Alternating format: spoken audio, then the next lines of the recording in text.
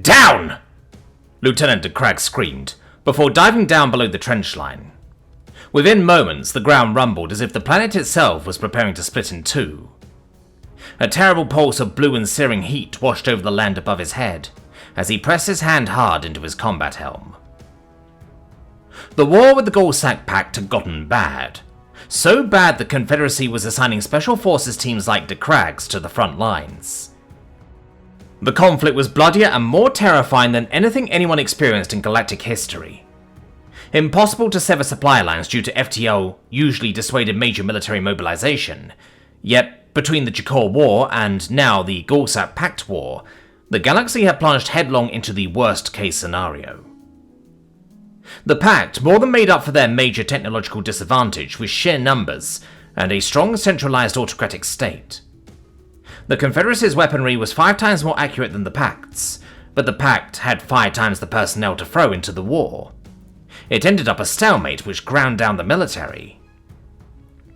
The Confederacy was at an additional disadvantage in military coordination.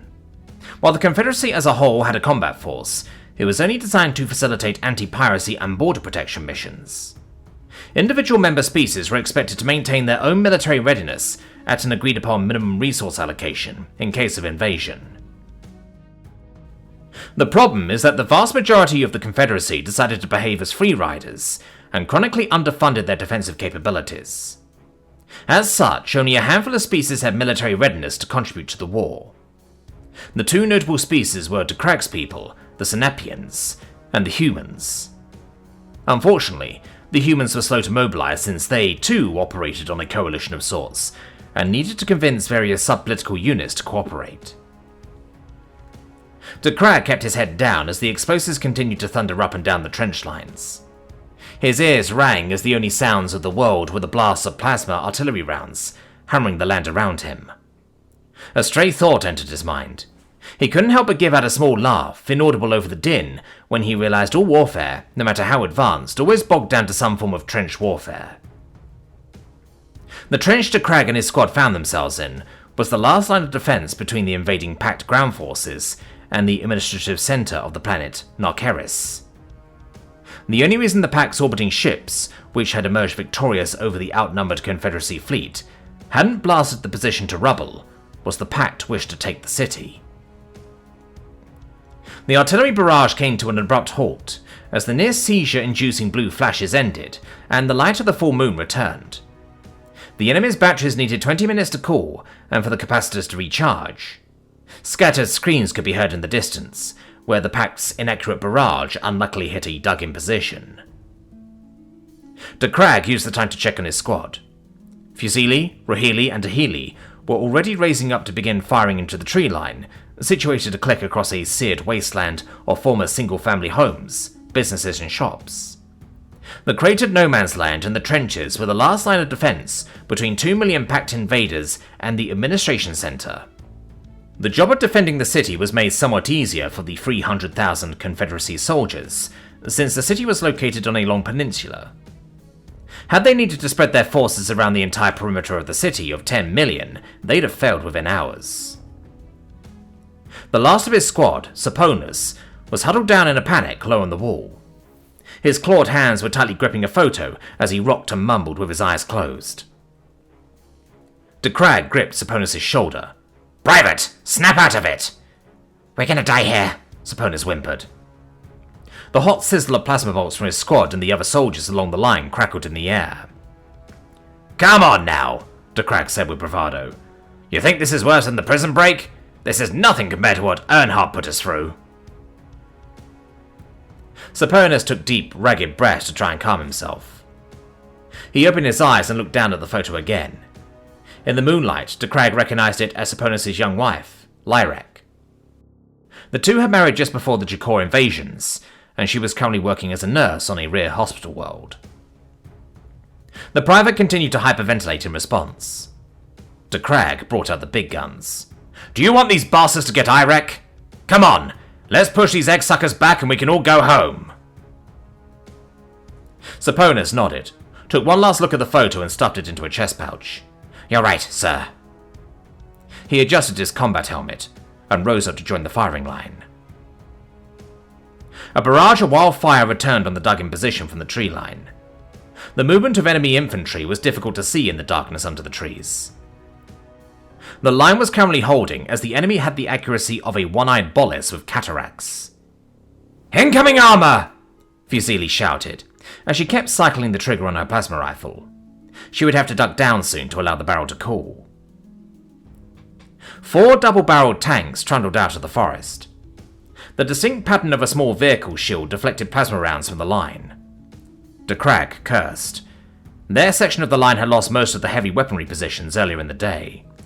"Saponis!" De Krag shouted. "Sir?"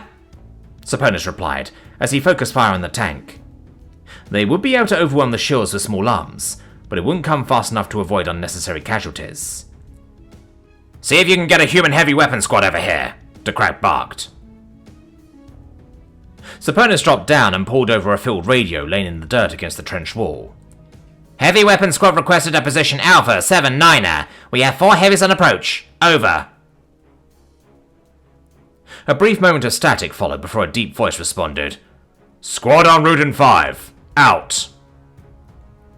De Krag cursed his luck. They'd have to keep the armor at bay for 5 minutes. It was both a short time and an eternity. The tanks slowly trundled along as their shields flared and resisted the attack. They were impeded by the low walls of former homes and trunks of burnt-out trees. "Down!" De Krag shouted when he saw the twin barrels glow green. The soldiers in shouting distance all ducked down low again as 8 of the green balls streaked overhead. A loud explosion was heard to the rear, along with another wash of heat and pressure passing overhead. "Damn! Those things pack a punch," Rahili muttered. "We charred meat if those damn things get much closer," Dahili added. "Close your yaps and return fire," De Krag shouted. "Those things will need to recharge and we're just giving their shields time to recover." Soldiers up and down the line popped up and began pouring on the attack once more. After 3 minutes, a second attack forced them back down. The tanks were able to maintain shield integrity as they slowly moved across the field. "Here, LT!" A shout came from down the line. 5 bodies were quickly moving through the trenches. It was the human heavy weapon squad. De Krag's eyes nearly popped out of his skull when he saw them. He knew the humans had an idea to deal with the enemy targeting their heavy weapon emplacements. The radio said they'd football bat something up in their odd lingo. He was expecting maybe a cart. What he saw blew his mind. One of the humans, a particularly large specimen, had an exotic particle generator strapped to his back and was carrying a quantum cannon like it was an infantry rifle. 2 others were lugging around Gatling bolters. The last 2 were carrying normal combat rifles. "What do you want us, LT?" the human with the quantum cannon called out. "Hit those 4! De Krag shouted and pointed. "You got it!" the large human said. Then he bellowed loud, his voice projecting far over the line. "Alright, you trench monkeys! Focus fire where our 2 plasma boys shoot! We'll take the other 3! The 2 humans with plasma rifles began pouring attacks on the leftmost tank in the distance. The other soldiers began to follow suit. The tank's shields began to glow an angry red as the volume of focus fire began to stress its systems. Then the other 3 humans got to work. The 2 with the Gatling bolters held on like service rifles, and the motors spun up loud. In near unison, the 2 began to belch a long stream of red bolts so fast it almost looked like an uninterrupted stream of light. Their loud buzz filled the air as the tank's shields quickly buckled. Then there was the quantum cannon. The large human hefted the weapon up on his shoulder, and a rainbow-coloured ball began to form at the end of the barrel. A loud whistle filled the air as the ball spun, its rotational velocity rapidly increasing. Then a deep, thick thump resonated over the land as the bright ball of energy streaked across the wasteland. De Krag watched as it quickly chewed through the tank's shields and impacted on the turret. The energy expanded with a thrum as the wild energies consumed the metal behemoth, leaving nothing but a smoking crater in its wake. The other tanks quickly collapsed under their onslaughts. The 2 Gatling bolters glowed an angry red as they neared their limits before needing to cool. The plasma rifles along the line also needed a break. Then it was done. In the no man's land was a crater, 2 exploded husks, and a frame of melted slag. A brief cheer called out across the line. We're gonna need to sit here a bit to recharge and cool down, the human announced. You're welcome to it, Decrag replied. Down! Saponis shouted. Thundering followed the flash of light across the tree line. The enemy's artillery batteries had recharged for their next barrage. The line held down deep in the face of the latest attack. More thundering, heat and blue flashes whipped the night air. Decrag prayed a stray wouldn't land in their position. Then it ended once more. Scattered screams once again followed the attack. The enemy was slowly whittling down their numbers. It was only a matter of time before they were breached, if the Confederacy couldn't retake orbit. Well, fuck a duck, the human with the quantum cannon muttered. He was peeking out over the edge of the trench. Decrag followed suit, and saw the enemy was sending a dozen more tanks across the field. Shouts for heavy weapon support called in from multiple positions across the trench line in response to a massed attack. That's not good, Decrag said. Those weapons ready for another round? Nope, the human said nonchalantly. We'll be lucky to take out 4 more of those tin cans before they overwhelm us. Recommend we unass, Sarge, a human with a Gatling bolter said. Where to? We're it, the human sergeant replied. Sorry for the chicken shit here, LT. We're gonna stick it out and make them bleed as much as possible. I'm not a chicken shit, Sarge, the other human complained. I think we should keep moving so they don't blow us. Don't bother, Sarge barked. They'll overwhelm us either way. Let's slow them down and make them pay for every inch. The uneven fire across the line did little good against the tanks. The soldiers were too panicked to properly coordinate. The ones that attempted to flee the battle were quickly cut down when they exited the trenches. Decrag looked up at the sky as more angry red tank rounds screamed by. In the night sky, he saw the telltale twinkle of FTL signatures from arriving ships. Decrag let out a chuckle. Now the Navy showed up. Too late as always. Decrag took a deep breath and resigned himself to his fate. He would pop his head up once more and fire until his plasma rifle melted. Of all the crazy things he did in his career, dying in a trench was not how he saw himself exiting this life. As he rose and cracked off shots into the distant forest, he thought of Lieutenant Gore and how the human had gone out with a pile of Jakor at his feet. Decrag would do the same, and when the two met again in the next world, his old LT would be proud. Then, a bright red light illuminated the entire battlefield. The light was so intense it created a pause in the battle. Plasma rounds ceased and even the tanks stopped moving. Everyone was looking up into the sky to try and figure out what had happened. From the ground, all anyone could see were cascading explosions far above in orbit. Something had annihilated a large volume of ships. Whose? Decrag didn't know. The 5 humans, however, were beginning to show excitement. Sarge, do you think it's... The Sarge laughed. I think it is. Boys, our asses may be out of the fire just yet. Before Decrag could ask, a voice came out over the radio. This is the UEF Quantico of the Combat Development Command. Please respond. Over. Decrag, lightning quick, grabbed the radio. Sure, he was jumping the chain, but the situation was dire, and help was coming from above. This is Lieutenant Decrag of the Confederacy Special Operations Command. Over. Seasoccer, things must be dire down there to send in you guys. Over, the voice replied. It is. Got good news for us? Over. Decrag rattled back quickly. The blue plasma bolts began to stream over their position once more from the enemy line. Yes, we're here in support. Send out a beacon, we have reinforcements for you. Over, the voice said. The words dripped like honey to his ears. Excellent. How many are we expecting? We're under heavy fire and we'll need to find a safe place to drop. Over.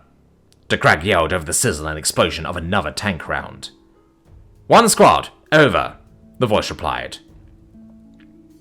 Decrag paused. The response was not good. A single squad? The UEF designation was a human ship. While humans were powerful fighters, what would a single squad do against a coming wave of armor and flesh? Did I hear you right? 1 squad. Over?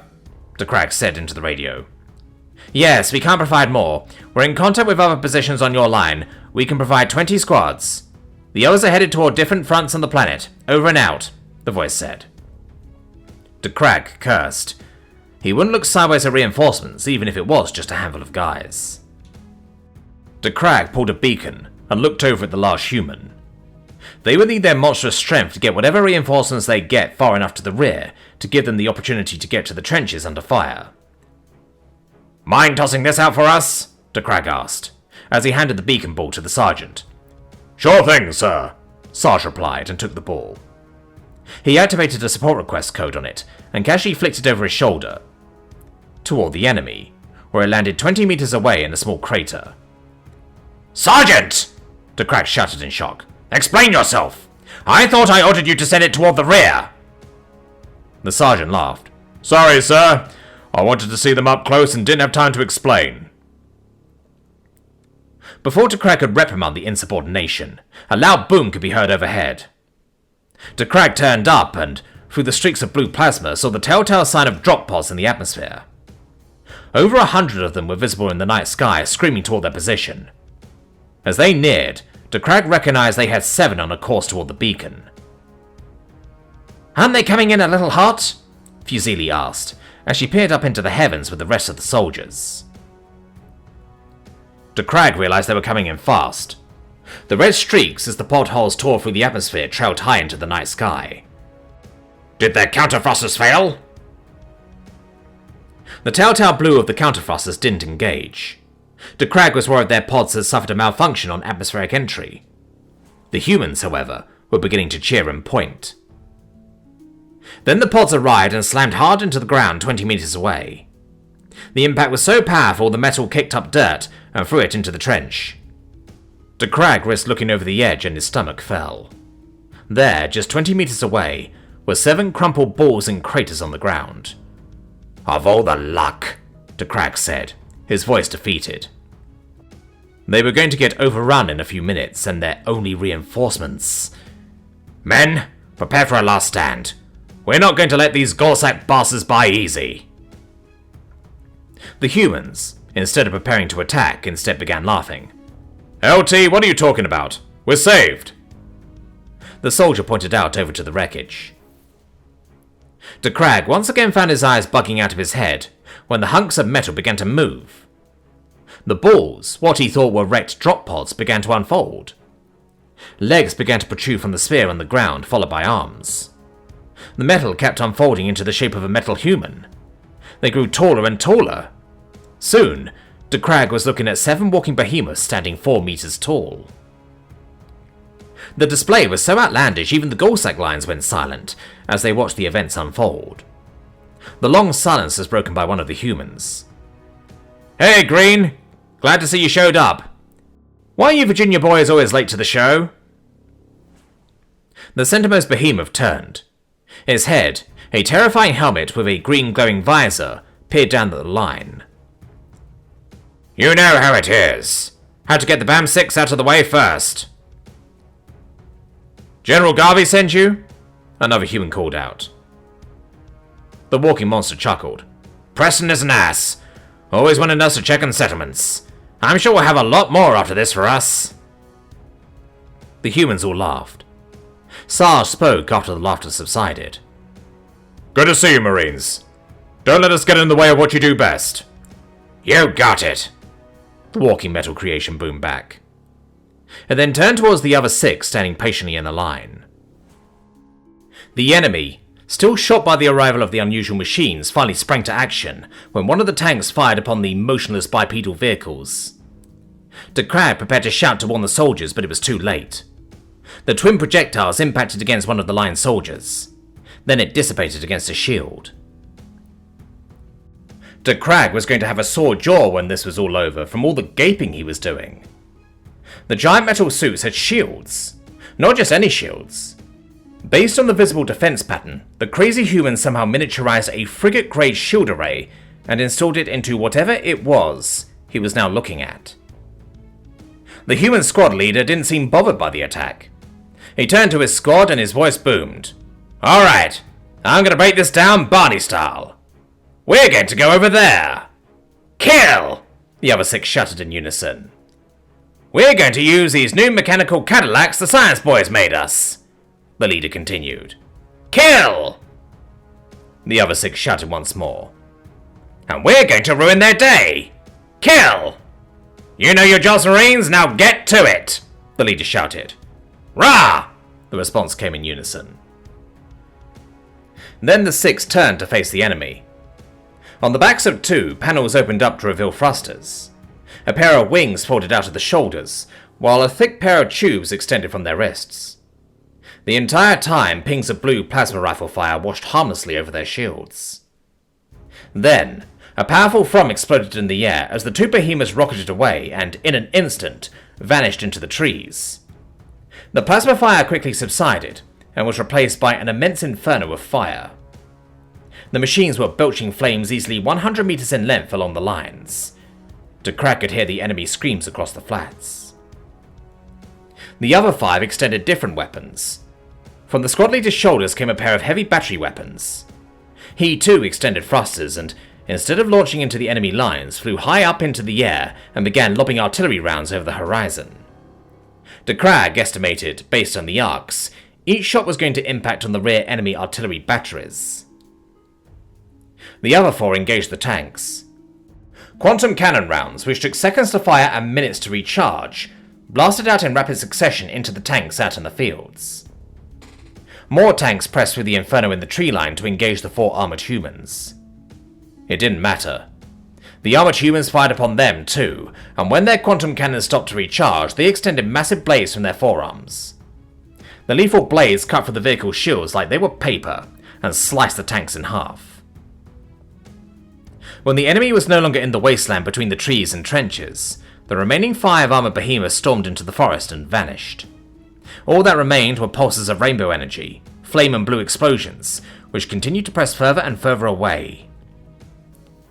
Damn, Saponis said in the silence when the fighting moved past earshot. That's an understatement, Private, Crag replied. He turned to the human sergeant. What in blazes did I just see? A bunch of lucky Marines. They usually get all the old crap, not the new stuff. Sarge snorted in response. But what are they? Crag pressed. Power armor, sir, the human responded with a big smile on his face. Makes me want to re-up back with the army when my Confederacy commission is over. Why would you humans even think of making those things? Crag asked, as he thought of the implications of more of those weapons in war. The sergeant shrugged. I guess it's something we've always wanted to do. I know you guys don't see it the way we do, but we always thought ourselves as weak and fragile. Enhancing our strength and encasing ourselves in a metal suit is something we've always dreamed of. Now it looks like a reality. Crag shook his head in bewilderment. Humans were a confusing bunch. Big, monstrous, and yet so afraid of their own fragility. A death well was a terrifying place to live if it made the humans insecure about their place in the universe. The battle for the planet ended quickly after the humans arrived. Between their impressive space-based weaponry and the power armor, the Golsack pact quickly collapsed. Then they moved on elsewhere, and within 3 months the Golsack pact surrendered. Crag, for his part, remained on Narcaris with the rest of his squad to help with peacekeeping in the wake of the invasion. During his downtime, he pulled up a registry of Earth soldiers and attempted to locate General Preston Garvey. He wanted to thank him and offer his commendation for the 7 and their expeditious rescue. Unfortunately, Crag was unable to locate such a man in the military databases. There were 4 different Preston Garveys on record, but all of them were enlisted men. There were no officers, let alone a high-ranking one by that name. He realized he must have misheard the name in the chaos, and would have to leave the unnamed Marines without thanks. Crag leaned back in his terminal chair and closed his eyes. His commission was going to be over soon, and he was thinking of hanging it all up. Fusili had also told him she was done, as was Saponis. Maybe he'd invite them out on a long holiday. Maybe visit his sister and her husband. They were talking about a friend of theirs who opened up a resort, and they could all use a break. Crag smiled. Maybe he'd get to learn about the human game of golf. It sounded relaxing, and a great change of pace from the frustrations of war.